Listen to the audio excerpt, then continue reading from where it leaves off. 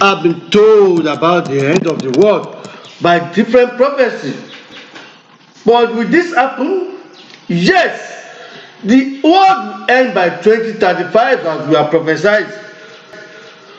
But remember, we said God is not going to destroy or blow the planet to pieces or wipe humanity away from the surface of the world. As I continue to say, God is just only going to change the world social order that been corrupted by a race or a group of nations at the detriment of other nations and races through imperialism, racial prejudice, immorality, global injustice, and racial inequality.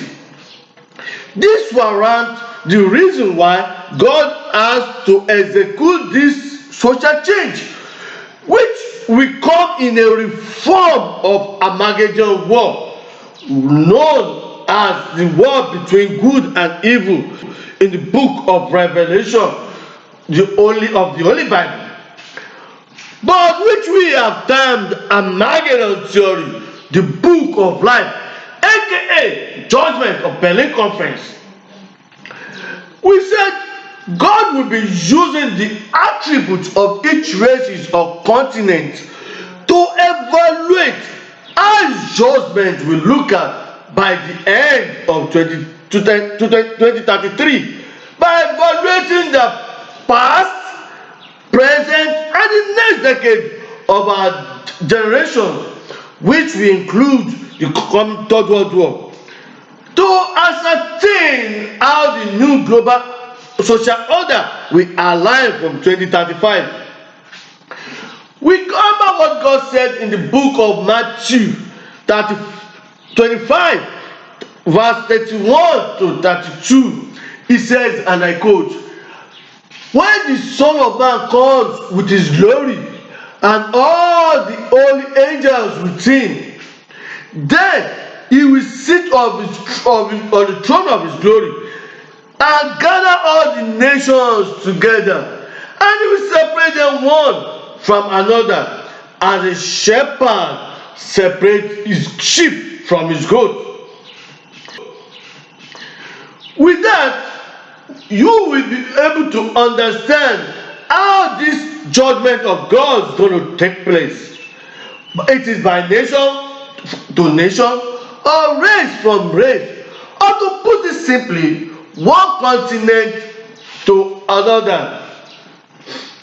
In our first series of this documentary, Armageddon Theory, the Book of Life, aka Judgement of Berlin Conference, we talked about how God had used the continent to explain what will happen.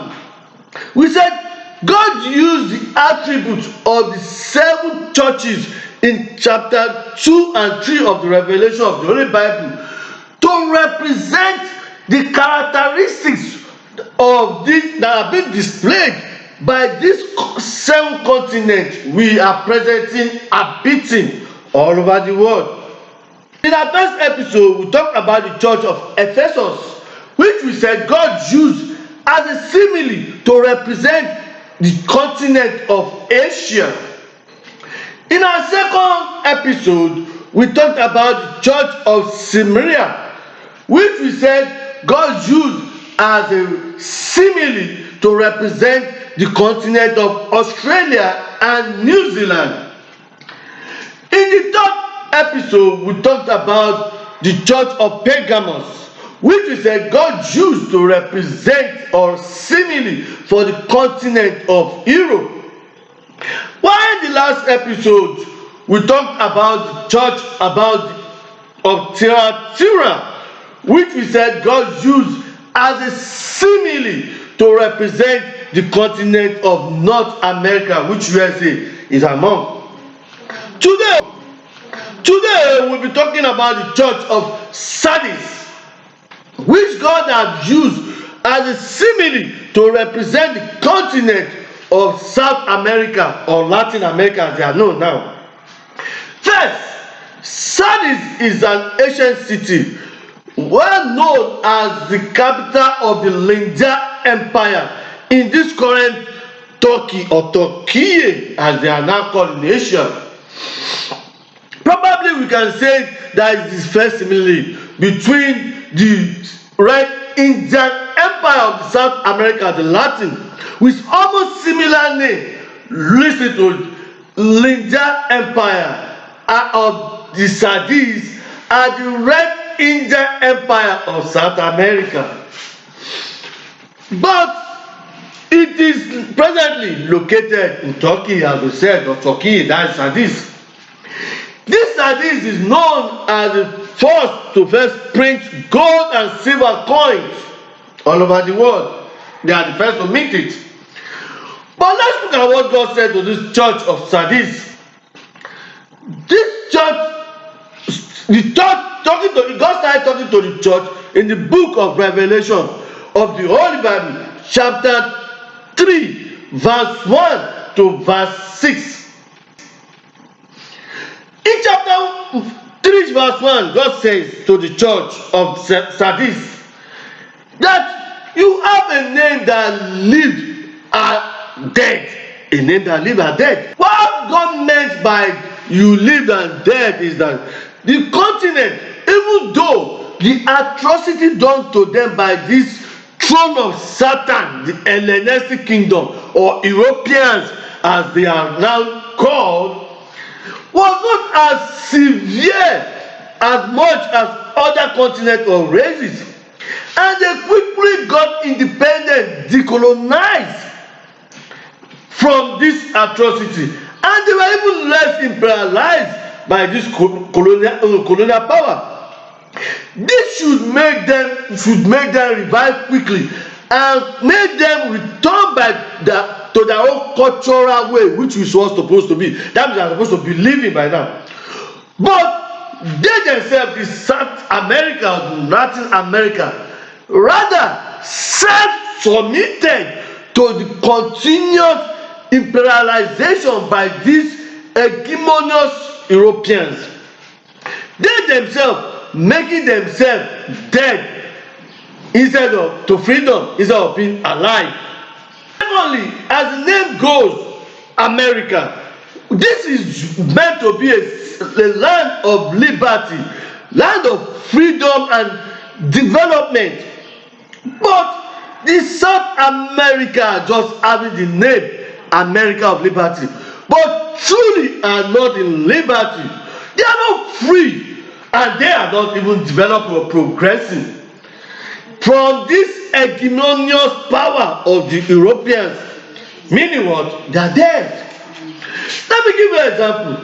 The Falkland Island dispute between Britain and Argentina, where Britain in Europe is still claiming ownership to the Falkland Islands, which is originally meant to be for the Argentinians.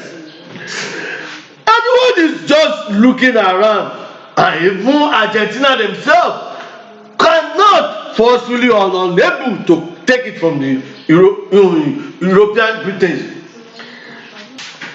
In verse 2, God says, be watchful and strengthen those that remain, that is ready to die in you.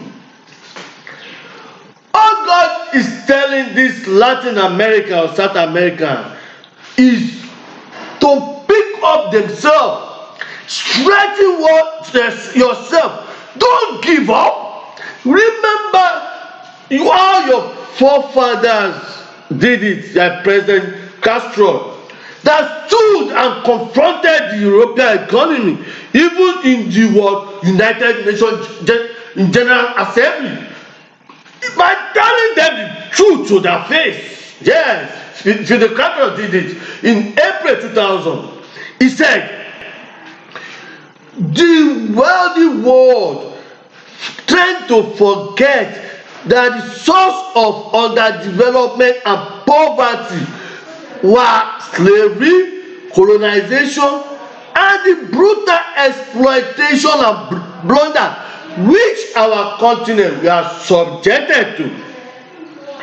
They attribute the poverty we suffer to the inability of black skin, yellow skin, mixed races to achieve any degree of development or even to govern ourselves. He continued by saying, I am very convinced that this current economic order, that is globalization system, which is being imposed by these hegemonous countries of these Europeans and their allies, is irretrievably racist. Unquote.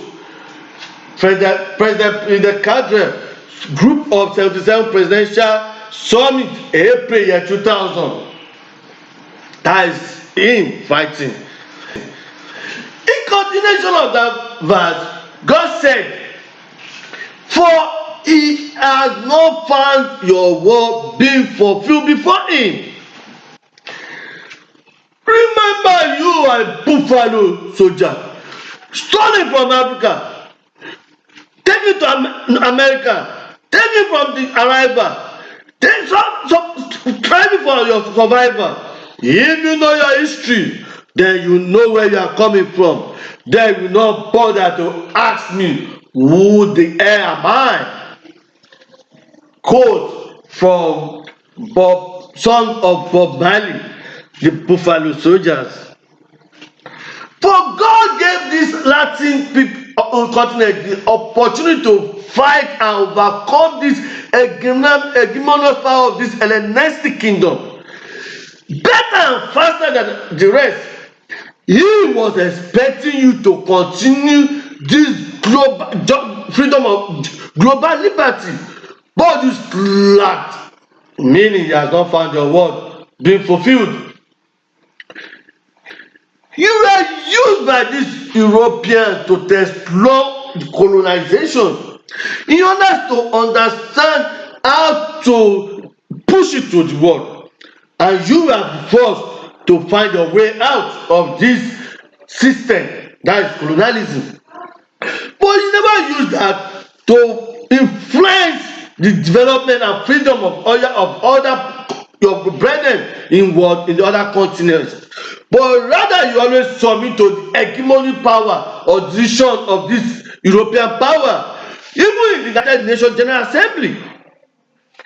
You rather vote in favor of these Europeans than what supporting your brothers, not find your work, your name being fulfilled, your work being fulfilled as the land of liberty, as America is known. For example, Argentina and El Salvador supported Europe in their Israeli settlement in Palestine. Even the war that is going on, they were almost supporting the Zionists against the Palestinians, even when they know it was wrong, they voted in favor. In verse 3, God said, "Remember how you have received our aid." Should I remind you? Oh, pirate, yes, they took me into the merchant ship minute after minute as they took me out of the bottomless pit. That is hell by Hellenistic boom. We forward in this generation triumph. Won't you help me to sing and fight this song and words of freedom? The song I've ever heard. Redemption song. Yes, redemption song. Emancipate yourself from mental slavery. None but ourselves can free our mind.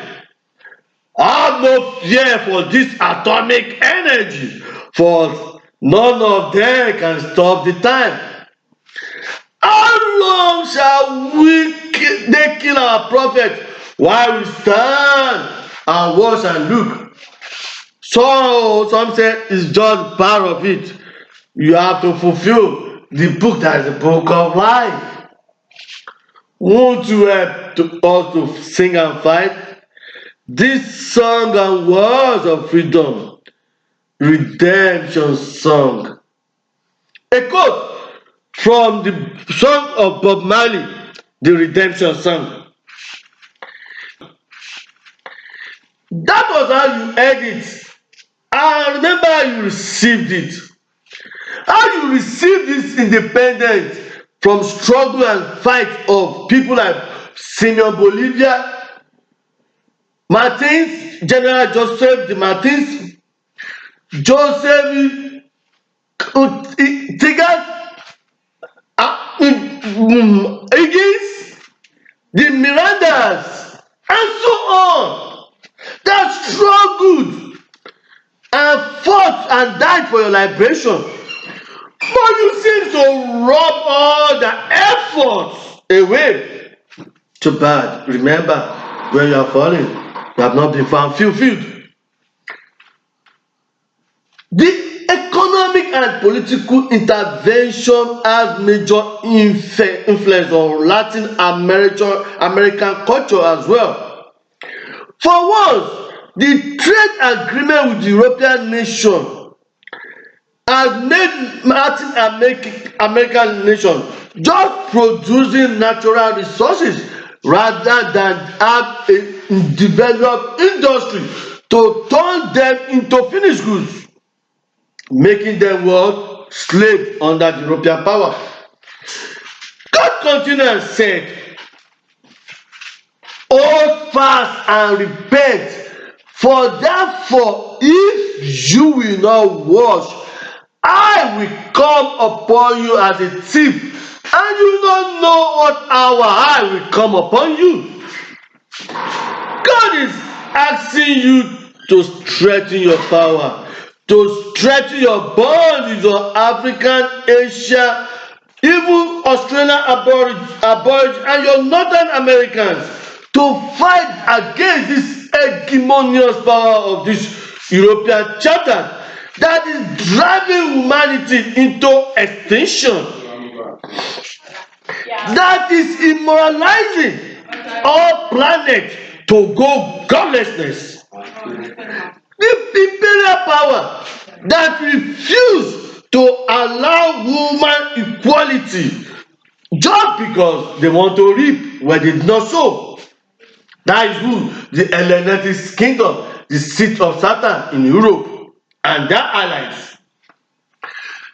God said, emancipate from yourself from this mental slavery called globalization system, and try and work towards global God's paradise for all mankind. That is global equality.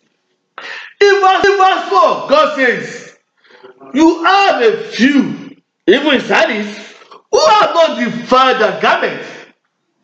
These are nations that are still fighting the hegemonic power of Europeans in order to give a global equity and liberty, even with their blood and sweat and work.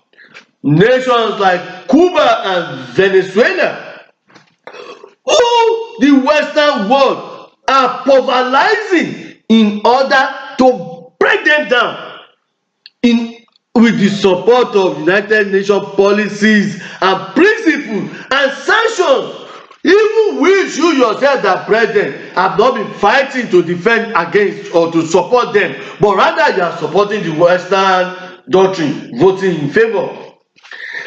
He said, and they will walk with him in white garments, for what they are worthy.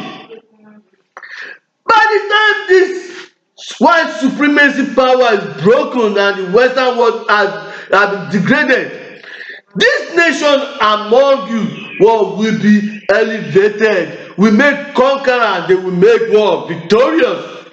That is white garment will be their reward for their fight. They will be known as victorious. They will be known as victorious. In verse 5, God said, he who ever overcome, that means the nations, will be clothed in white garments. This white clothing is the garment of victory, the reward of a conqueror, the elevation of a slave to the post of masters, which will be the reward of these nations that will collaborate with Southern Pole and other people like Russians and China to overcome the hegemonious power of these Europeans, which they believe they are supreme to other races. This will also include the Third World War, which will be vital for this decision, so nowhere to support. But because God said in that continuation of that verse, because he will not blot out their name from the book of life, but he will confess their name before the Father and the angels. Just as history cannot blot out memory or out of humanity, just as I have mentioned, Cuba, Venezuela, Simon Bolivia, General Joseph Martins, and so on. Again, this is how history will remember nations that would help in breaking down the hegemony of this Hellenistic kingdom by 2035 upward. In verse 6, God said, "He who has an ear, let him hear what God and the Spirit is saying to the church." Now, the